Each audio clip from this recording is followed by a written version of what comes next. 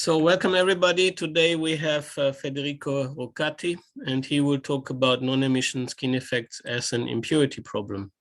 So please go ahead, Federico. Okay, thanks, Andrea. So I'm going to talk about this non-Hermitian skin effect as with another approach, so as an impurity problem. And so first of all, I'm Federico Roccati. I'm from the University of Palermo, working with Fabio Bagarello.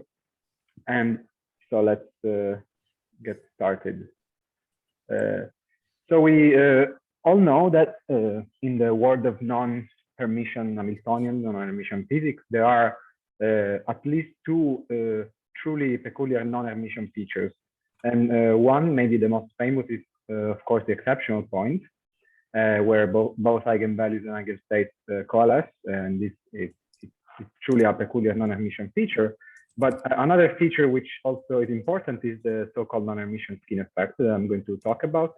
And so here I just wanted to show the history of the last 4 years of publications in these two topics, and to show that also there is an increasing interest in non-Hermitian skin effect, which was first spotted, I think, in 2018, maybe not immediately named in this way, but that's when all this business kind of started. And so this talk would be about this effect and how in this work was treated as an impurity problem.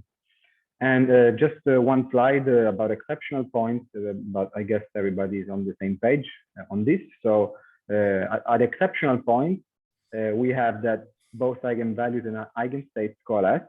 So if we consider on the x-axis the kind of degree of non-hermiticity of a non-Hermitian Hamiltonian with just two eigenvalues to have an idea, at the critical point, we see that eigenvalues are the same, and also eigenstates kind of collide, being just one single eigenstate. So the Hamiltonian is defective. And so before talking about non-Hermitian skin effect, I want to kind of list all the things we take for granted when working with the Hermitian Hamiltonians. And these things are that the eigenvalues are real, the eigenstates are orthogonal, so there are no exceptional points. The eigenstates are complete. And if we consider tight binding Hamiltonians, so for large lattice systems, then we can take for granted the fact that the eigenstates and the spectrum are not really sensitive on the boundary conditions of the lattice, if the lattice is large enough. Also, second thing is that every simple lattice is topologically trivial. And this is because in order to have some topology in your system, you need at least two bands when the Hamiltonian is Hermitian. And this is the base of the so-called bulk boundary correspondence, where you can infer something on the bulk properties of a system based on what happens at the edges. And all these things rely on the fact that the Hamiltonian is Hermitian. And just to set the notation, when we lose hermiticity, then we first of all need to distinguish between left and right eigenstates. So the left bra eigenstate is not the Hermitian conjugate of the right one. And so we have kind of these two eigenequations for the Hamiltonian, right eigenstate and left eigenstate. And we also lose orthogonality, as I was mentioning before. So the right eigenstates are not orthogonal to each other, and the same holds true for the left one. But actually, there is some bi-orthogonality relation. So the left ones are orthogonal to the right ones. And also, we lose completeness. So we need to have some kind of bi-orthogonal completeness, we need to consider both right and left eigenstates in order to resolve the identity. So now coming to the non-Hermitian skin effect, when we consider an Hermitian tight binding lattice, then under periodic boundary conditions, so if the lattice is kind of closed, it's closed or it's kind of infinite, thanks to Bloch's theorem, we can find the bulk the eigenstates, so which are delocalized wave function along the lattice. And when we consider open boundary conditions, so the lattice is now finite, then if the lattice is large enough, then these eigenstates are not highly sensitive to the boundary conditions. So they are still delocalized wave functions along the one-dimensional lattice. Now I'm being very general about the lattice structure. I just plot here like some unit cell and some couplings, but I will specify the structure later. So this is just really an introduction. And however, when we go to the non-Hermitian realm, non-Hermitian tight binding lattice, then things can go very wrong. And I say can because it's not always the case, but there are some mathematical conditions that guarantee that this happens. So what can happen is that under periodic boundary conditions, we still have wave functions which are delocalized in the lattice. But when we open the boundary condition, so the lattice is finite, then all the bulk eigenstates localize exponentially near to one boundary or both boundaries. And this is what is called the non-Hermitian skin effect. So the fact that all the bulk eigenstates accumulate at the boundary. They can also accumulate at both boundaries, but the main point is that they're not anymore delocalized wave functions.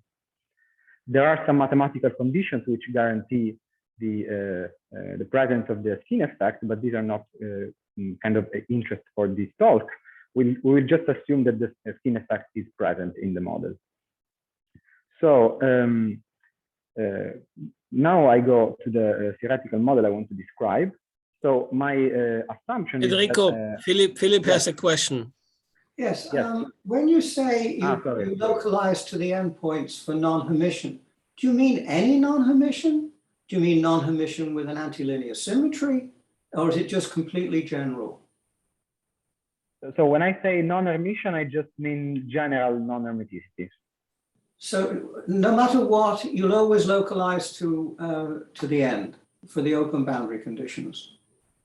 I'm sorry, I didn't hear the question. So for open boundary conditions, you're always going to localize to the one of the ends, or both of them? No. This happens under some. There are some hypotheses that can okay. tell you that.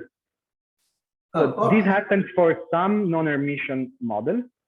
There are sufficient mathematical conditions that guarantee this fact, but I'm not just focusing on this condition. I'm just assuming that this happens. Okay. Okay. So it's not completely general, but that's fine. Thank you. Yeah.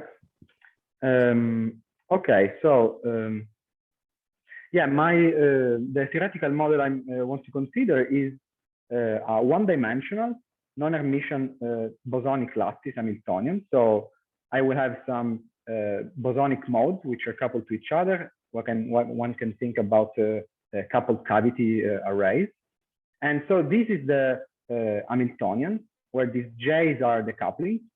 And I have, in this one-dimensional lattice, I have coupled cells. And inside each cell, there are these green dots, which are the cavity themselves, so the bosonic modes. And what I'm assuming is that inside each cell, there can be any kind of couplings. And then I have nearest neighbor couplings among cells. So this is the condition basically on the J's on these couplings here. And this capital N labels the number of unit cells in the lattice. And this NS is the number of sites within a unit cell. So it's basically the number of sub-lattices that you have in your one-dimensional lattice Hamiltonian. So under this hypothesis, if we consider periodic boundary conditions, then everything is kind of straightforward. So we can find the eigenvalues, which are basically the bands of this model. So basically they are labeled by k, and we have n values for k, and alpha is basically the band index. So as long as the NF is less or equal than 3, then we can solve this analytically or numerically. And for the eigenstates, then these can be found exactly just superposing the block sums of the lattice. So this is all well known, for example, in Condell's matter, how to diagonalize translational invariant one-dimensional systems. So now the idea is to describe this non-emission skin effect is to understand how to switch from periodic to open boundary conditions. So here I just write a horizontal axis from periodic to open boundary condition. And one way to open the boundary condition is the following. So I consider, for simplicity here, I place just some bosonic modes coupled to each other. So this is a simple lattice. I focus on one coupling, and then I can just tune this coupling in such a way that when the conditions are open, I just remove completely the coupling. And so this is one way to open the boundary condition, of course. The other way, which is the one that I was interested in for this work, is actually to remove one or more lattice sites. So I focus on one lattice site, one bosonic mode, one cavity, and then I kind of remove this cavity, just making it vanish. And I will specify now how. So these are two opposite ways to, let's say, maybe not opposite, but these are two ways to look at the same problem.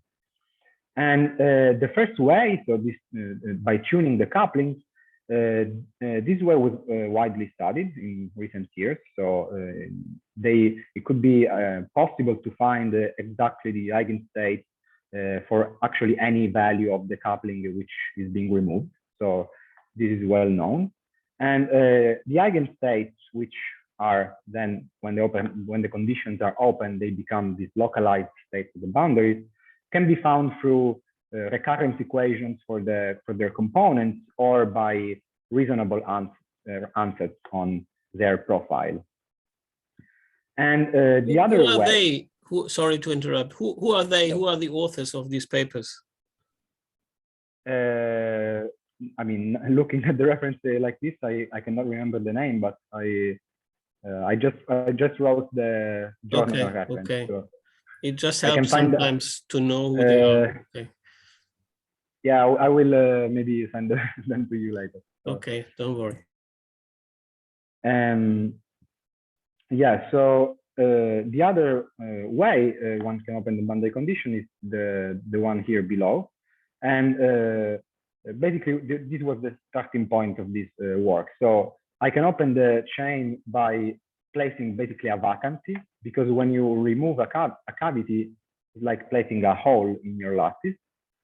And this is kind of, I would argue, but this is not too important, that it's kind of more physical to, let's say, remove a vacancy. And you can think about a vacancy as placing an infinite on-site potential.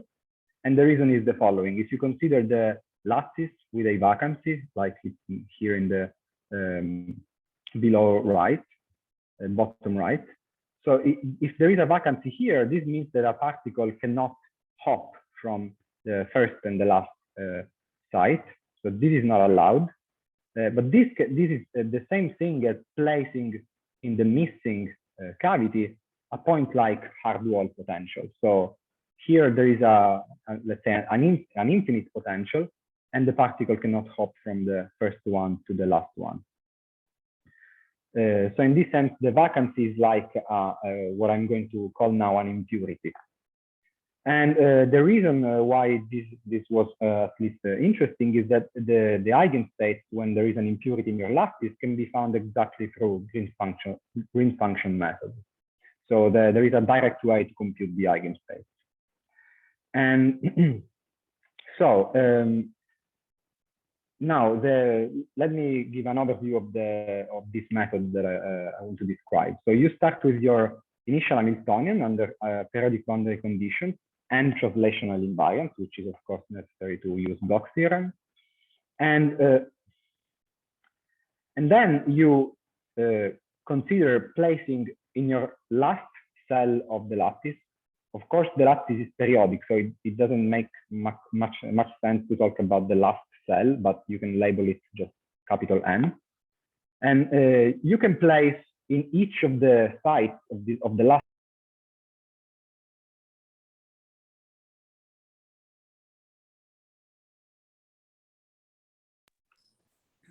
We lost the sound.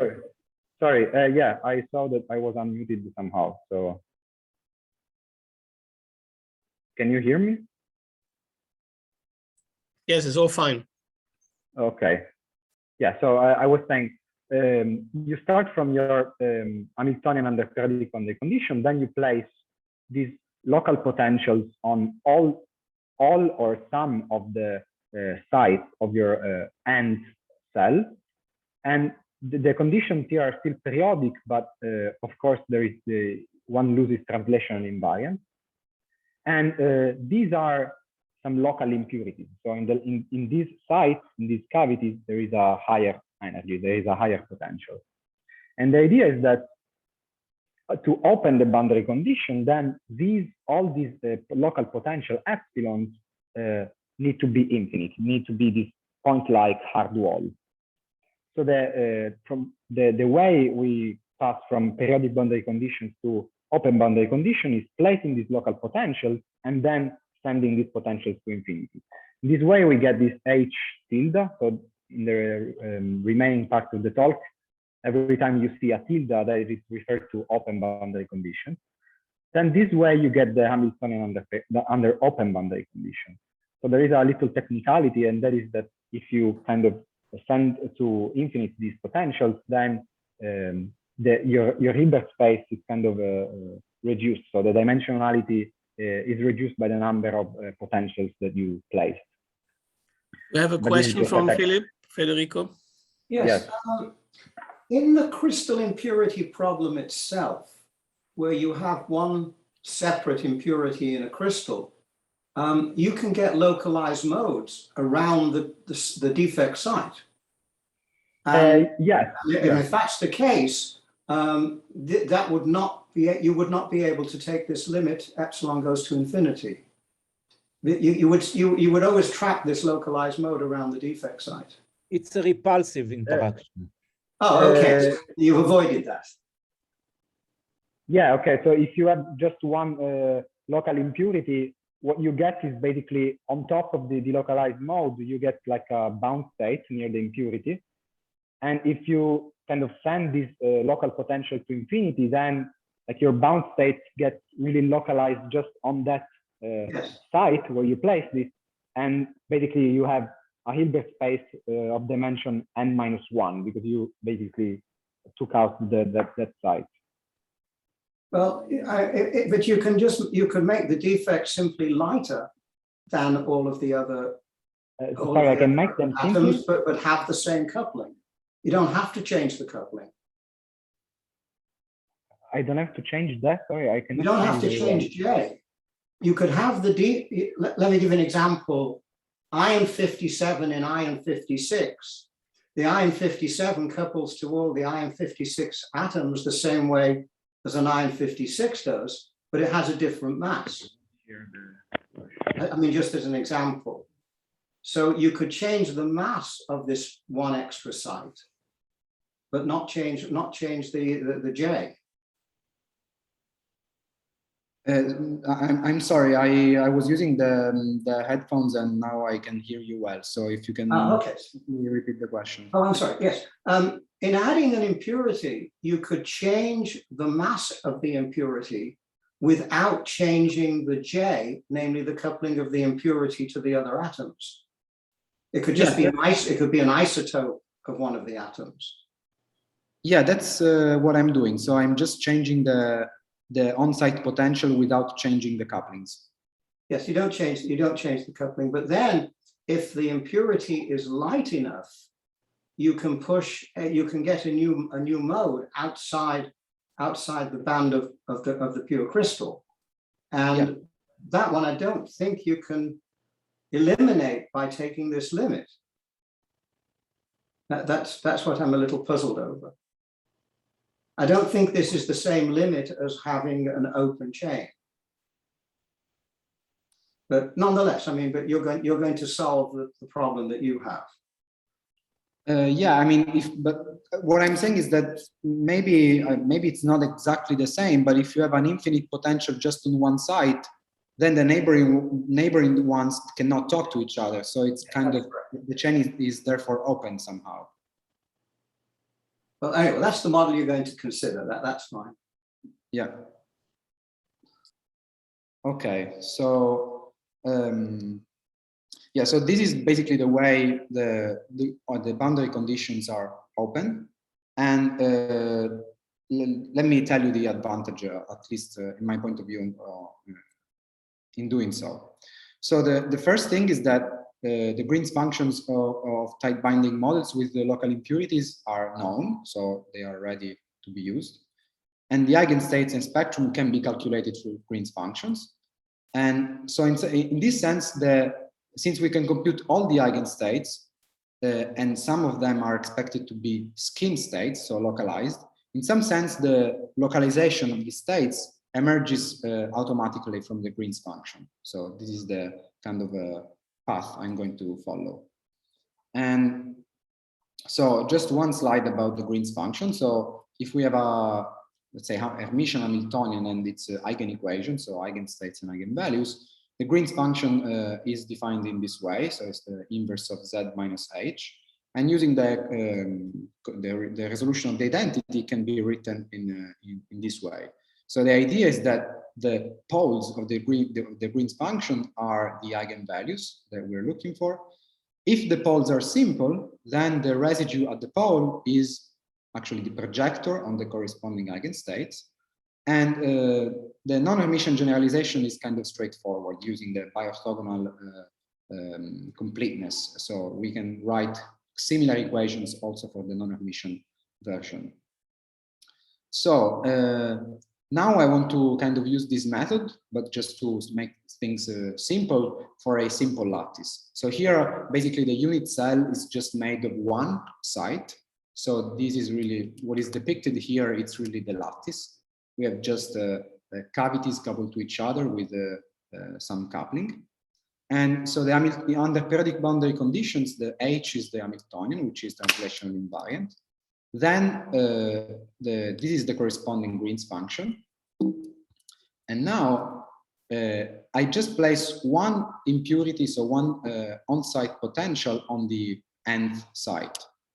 And from Green's function theory, it is known how to write the Green's function of this model with one impurity from the Green's function of the periodic model. So it's just the previous Green's function plus this expression here. So this is the model with a local impurity. And now to open the chain, I kind of start to increase this potential until I send this epsilon to infinity. And this way, the chain opens. So that I removed basically one side. And so this H tilde is the Hamiltonian under open boundary conditions. We have the corresponding Green's function. We can call it G infinity, but I just call it G. The poles are the eigenvalues are this E tilde. And I just write here the formal expression of the right eigenstates, because of course there are right and left eigenstates, as a function of and their dependence on the Green's function. So this comes just from the Green's function method to compute the eigenstates of the Hamiltonian, where this G is basically the matrix elements of the Green's function. So basically, let's say the idea is how can we observe the localization and the exact expression of these eigenstates from this matrix element here. Because up to now, there is no explicit way to observe the fact that the skin states are localized at the boundaries. And in order to do that, maybe I went a bit fast. I want to consider, let's say, the maybe most famous model where you can see what you can observe the non-Hermitian skin effect. So the Atono-Nelson model without disorder. So this is a one-dimensional tight binding chain where the couplings to the right are different from those to the left. And okay. So if we consider the hypothesis of periodic boundary conditions, so the n+1 site is exactly the first site, then it is possible, as I was mentioning before, to exactly compute the band. So this is a complex band, and where k has these discrete values and q goes from 1 to n. And the eigenstates are just given by basically a Fourier transform of plane waves, basically. And in this case, this is just a particular case, there is no need to specify left or right eigenstates, because under periodic boundary conditions, they are one the bra of the other. And now I want to go to open boundary conditions. So I take the same model with the tilde, which means open boundary conditions, which is basically the Atono-Nelson chain with a potential on the last site. And then I send this potential to infinity. So this is the model under open boundary condition. And the eigenvalues are given with this formula, which can be obtained in very different ways. One way is to make a complex shift on the quasi-momentum from the periodic boundary condition scenario. And observe that since we basically removed one site, now this Q goes from 1 to n-1. So basically the Hilbert space dimension is reduced by 1. And the formal expression of the right skin eigenstates, I could do the same for the left ones, but it's not very different, is the following. So this just comes from the explicit calculation of the Green's function matrix elements. And so these are the skin right eigenstates corresponding to the eigenvalue k over 2. At this level, I call them skin eigenstates, but as I was mentioning before, there is no explicit localization at this moment. So the question now is how to show the localization and the exact expression from this formula here.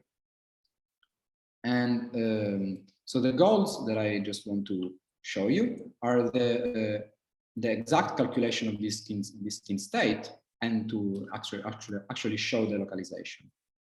And so the idea is that the matrix representation of the Hamiltonian under open boundary condition is Toeplitz. And this means that the eigenstates, which I call here psi r, corresponding to the eigenvalue k over 2, have these components. So that their component on the nth site has this expression here. This comes from the Toeplitz, the theory of Toeplitz matrices. Where Federico, Joshua has a question. Ciao, Federico. Hi, I would like to understand something. When you say open boundary condition, what exactly is the condition on the wave function at both ends? Is it a Dirichlet or Neumann? Does the wave function vanish, psi 1 and psi n-1 now? Do they vanish or not? So open boundary condition means that the lattice has n-1 sites. Yeah, I understand. So so the wave function has zero amplitude on the, let's say, 0th and nth, because they are. So, okay, so psi 1 and psi n-1 are determined from the recursion from the difference equation, assuming Dirichlet boundary condition? Yes. So I'm confused by your construction in a sense. If I look at the pure Atono-Nelson model without your epsilon impurity at the last site, then it's very important whether the chain is closed or open, because you can gauge transform this asymmetry. This asymmetry in hopping right and left to the right and to the left is in effect imaginary gauge potential. It's a link. It's a link variable, and you can by gauge transformation you can put it on the last let's say on the last link. You can put all the unhermiticity push it to the last link. And then if the wave function at the last site vanishes, you will never fill this in unhermeticity.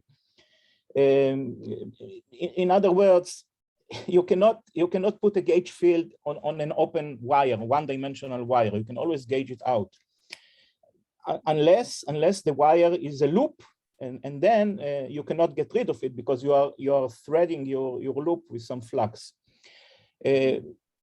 So if you keep the Dirichlet boundary conditions, I don't understand how the effect doesn't disappear once you open it. So I suspect that somehow with your construction, with the epsilon, in effect, you are changing the model to some form of Neumann boundary condition, maybe. Okay, that can very well be. To be honest, I don't think I understood everything you said. So what I was thinking is that, so you were mentioning this gauge transformation that so think very simply. You have a one-dimensional electric wire. It's one-dimensional and it's open. You cannot get a gauge field, physical electric field or magnetic field in one dimension. There is no such thing. You need at least 2 dimensions to create. If it's static, you cannot create an electric field from a static vector potential in one dimension, and of course you cannot create a magnetic field. In order to get some real physical gauge field effect, you have to have a loop, a ring, which is threaded by some flux. Then it's a physical thing which you cannot gauge out. So once you open your wire, your yeah, I see. That's what I'm confused about. Yeah, now I see better what you mean. I mean, you have some concrete physical system in mind, right? So not necessarily, just general principle that you cannot put a gauge potential in one dimension. There is no gauge effect in one dimension. You need at least 2 dimensions, either space and time or 2 spatial directions. So in this sense, so an Atono-Nelson chain with open boundary condition is not. No. When either you take the maybe in the infinite chain limit, it's very delicate. The infinite chain limit somehow is cheating, but it's similar to the closed loop. If the chain is finite, you will never get the effect in an open chain. The effect, you mean the non-reciprocal couplings? No, the Atono-Nelson spectrum, the ellipse, the Atono-Nelson ellipse. Under Dirichlet boundary condition, you will never get it for a finite open chain. Mm-hmm. I mean the elliptical spectrum, even without disorder. Yeah, but I agree that if you have open boundary conditions, the spectrum is not anymore an ellipse. Is not what? Is not an ellipse in complex plane. So it's a segment. So it's just a real spectrum. Yeah, I'm sorry, maybe I was a bit too fast there, but under open boundary condition, this is how the spectrum looks like. Okay. So this is actually, yeah, let me say a few words about that. So one thing that can happen when you have the non-Hermitian skin effect, so this accumulation of, let's say, this high sensitivity on boundary conditions, is often, it often comes with a high sensitivity of the spectrum to the boundary conditions. So the typical situation is that the Hamiltonian under periodic boundary conditions has a spectrum which is a closed curve in complex plane. And then when you open the boundary condition, these curves like collapse into a segment or many segments. So, my suspicion is that in this case, the non-hermiticity is just a gauge artifact, that it's not really there. The non-hermiticity of the open chain, right? Yes, yes. Okay, this non-hermeticity comes from basically the non-reciprocal couplings, right? Yes. Yeah. Okay, I can point you at least to maybe later to one reference where this coupling is implemented. Okay, but I can also refer you to Atono and Nelson's paper where they say what I said. So yeah, sure. Maybe we are just it's maybe just a matter of interpretation or definition, or something is not clear here in the definition maybe. So maybe we should talk about it later. Yeah, of course. Actually, I would be interesting to see this gauge transformation that you say. Okay, we can discuss it. We can discuss it later. It's very simple. Thanks. So where was I? Yeah.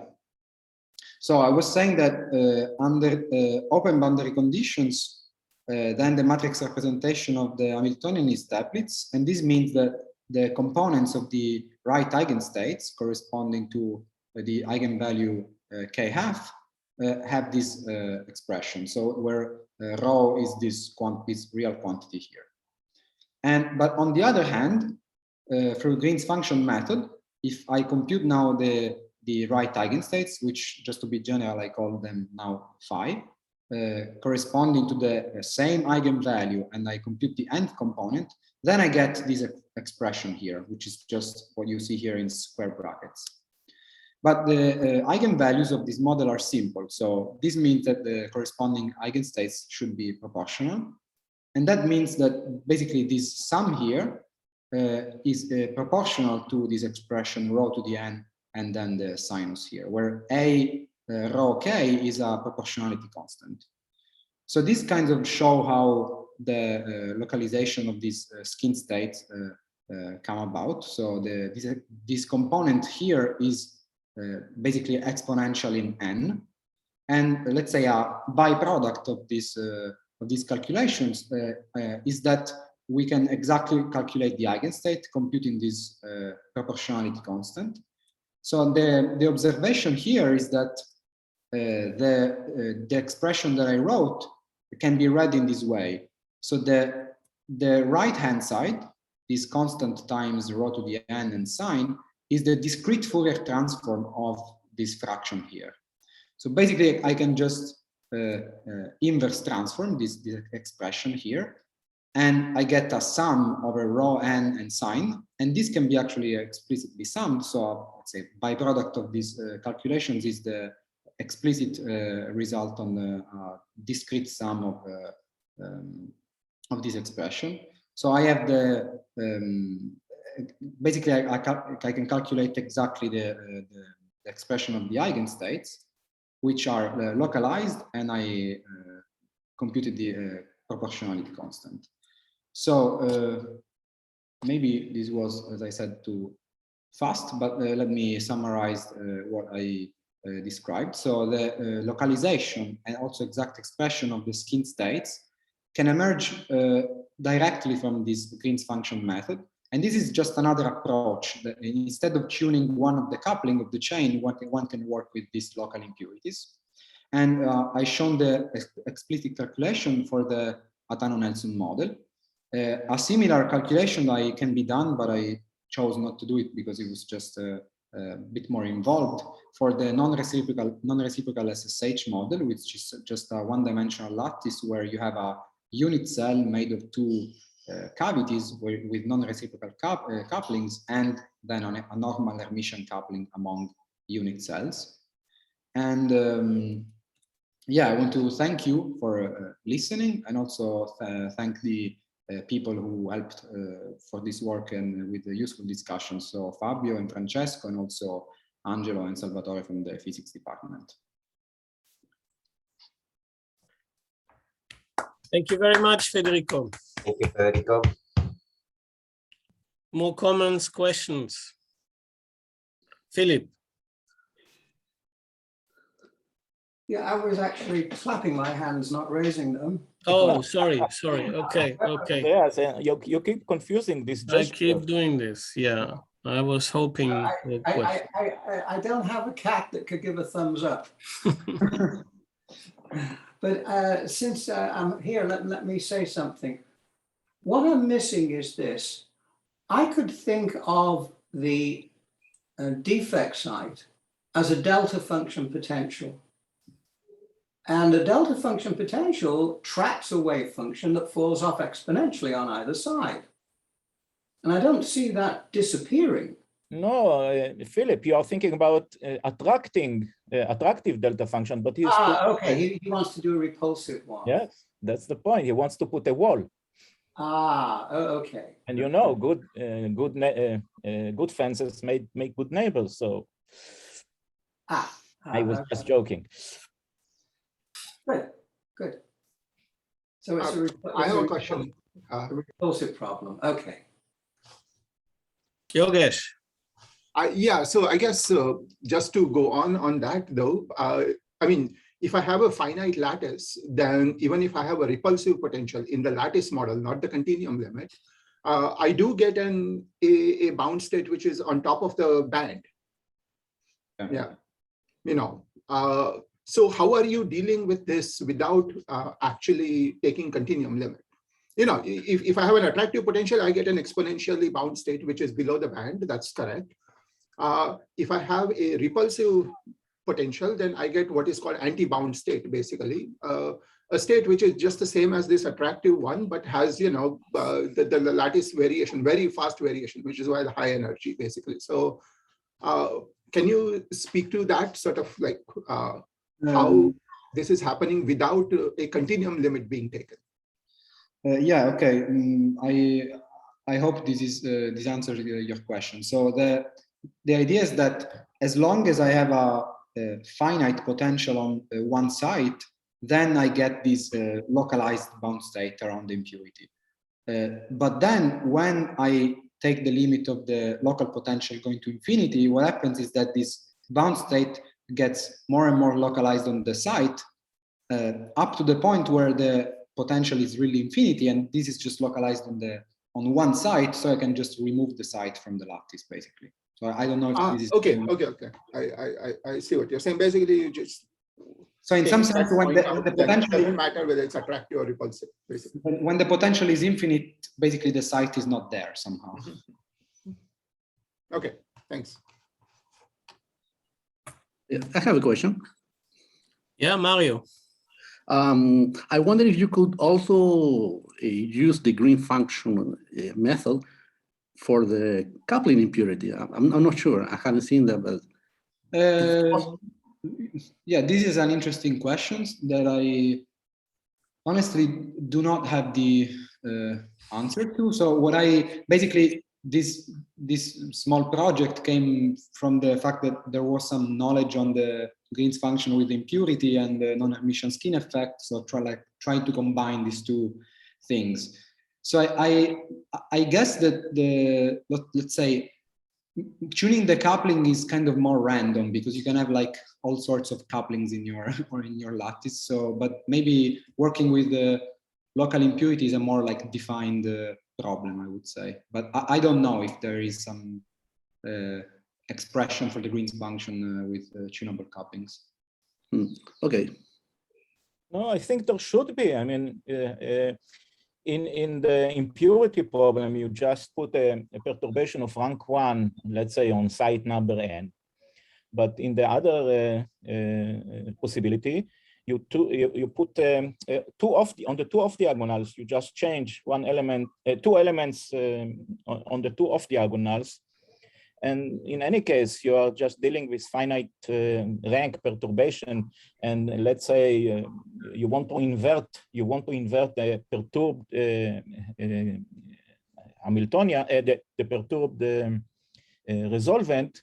You can expand it in a Born series, and presumably, since the rank of the perturbation is finite, you will be able to sum it somehow.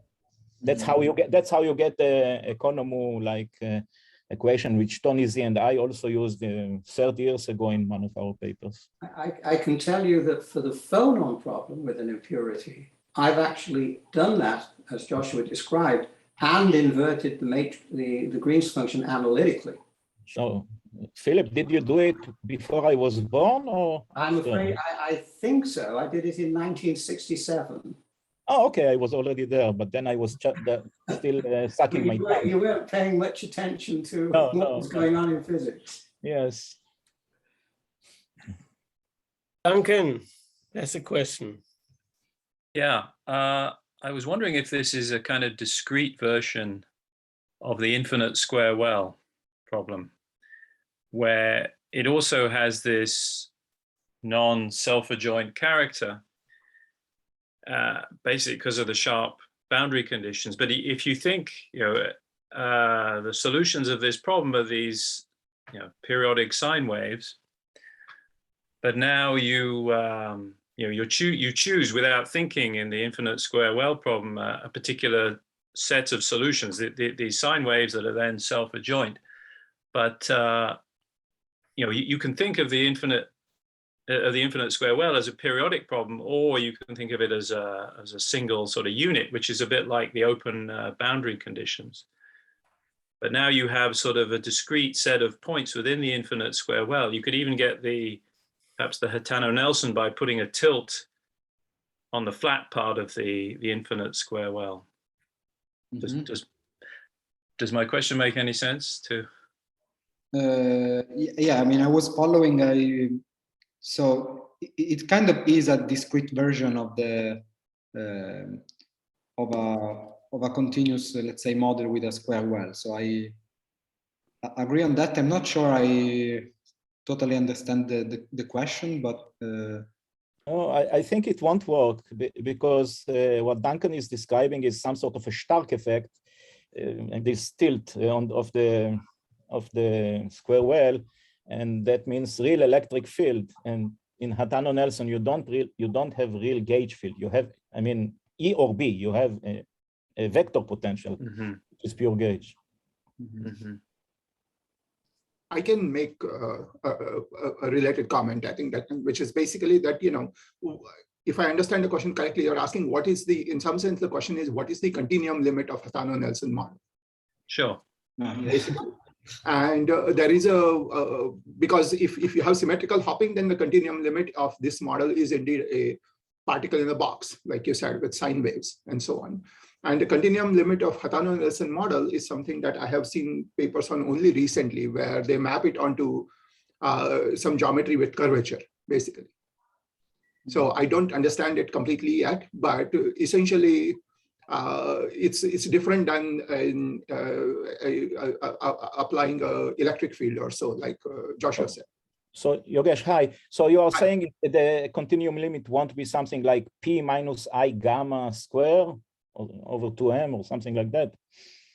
So the paper that I have seen is for a two-dimensional model, which has a uniform hopping in one direction, Atono-Nelson in the other direction. 2 dimensions is very different from 1 dimension. Correct. So 1D Atono-Nelson model, what's the continuum limit? I'm not aware of any work. No, Atono mentions it in some of his papers or lecture notes, I forget. It's just P minus I gamma square. I mean, that's but in 1 dimension, you cannot have gauge field. Correct, exactly. So physically, what it sort of goes over to or how to take a continuum limit, I actually don't know. Okay. In 2D, it goes over to hyperbolic metric, basically. Ah, interesting. So if I have one dimensional, I have a Atono-Nelson, the other dimension, I have a periodic boundary condition with a uniform hopping, then that continuum limit goes over to normal hyperbolic metric, which is why it has sort of curvature, but the spectrum is still real, like it is in Atono-Nelson. I mean, interesting. So, no exceptional points and all that stuff. Interesting. Yeah. By the way, when you're still here, what's going on with the conference? Is there going to be a conference? Well, I just replied to Miloslav about this yesterday or day before. And so I had a conversation with Awad last week. And so should we first finish the talk? Maybe. I'm so sorry. Maybe, yes. Maybe. Sorry. Yeah. Are there any more questions, any more comments? Yes, I have a question. It's Uwe here. Uwe. Is this work already published? Can you give a reference just to see the details? Yes, sorry, let me. Yeah. I like to make animations, so there are many slides. You are Federico Fellini. You make movies. Okay, yeah, it's here. Ah, yeah. Okay. Just let me write it down to have it. Video and slides will be available. So Yeah. Okay. But anyway, I included the archive link number. Yeah. Many thanks. Okay. More comments, more questions? Then yeah, maybe one a quick one, Andreas. Okay. Yeah. So very quick. So Federico, you said that in the Hermitian case, there is no big sensitivity, no large sensitivity to the boundary conditions. And that's, I think, a too cavalier a comment. I'm referring to a criterion due to Thouless, the big Thouless. And he had a way of, in studying localization problems, Anderson localization, his idea was that you apply some parameter-depending boundary conditions and then tweak the parameters. And the way to tell localized states from delocalized states was that localized states would indeed be non-sensitive or exponentially insensitive to changing boundary conditions because with high probability they are not located at the boundary but somewhere in the bulk. Whereas extended state would certainly feel change in boundary conditions, and that if you look in his papers or lecture notes, let's say in Lesouche, you can see this stated very clearly. So you have to be careful. Yeah. I mean, maybe I was fast on that, but what I meant is that if the lattice is large enough, then the delocalized states are not so sensitive to the boundary condition. So of course they slightly change, but the perturbation is not big, let's say. While in some non-Hermitian model, even with a small perturbation to the boundary condition, then you have a high distortion of the delocalized mode. Okay, thank you. Okay, let's thank Federico again once more. Thank you very much.